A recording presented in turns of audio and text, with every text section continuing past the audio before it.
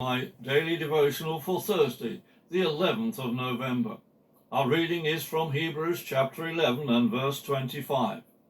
Rather, he chose to suffer affliction with the people of God, rather than to have the enjoyment of sin for a while. It is possible that we have all heard the expression, as miserable as sin.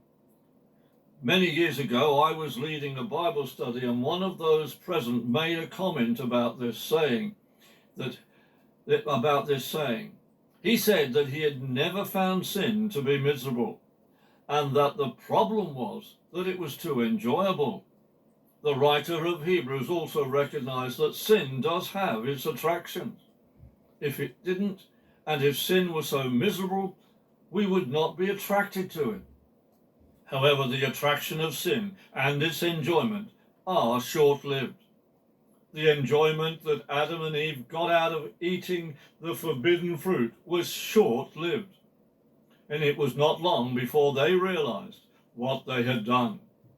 It was not long before they realized that giving in to the enticements of their appetites and the devious promptings of Satan led them into the misery that sin produced.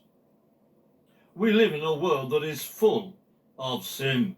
We live in a world where the enjoyment of sin is very attractive. We live in a world where the enjoyment of sin shouts out to us with a voice that can block out the inevitable misery that follows sin. Moses faced this. Perhaps there is no doubt that his life was enjoyable. He had a lifestyle where the sin of self-indulgence was dominant.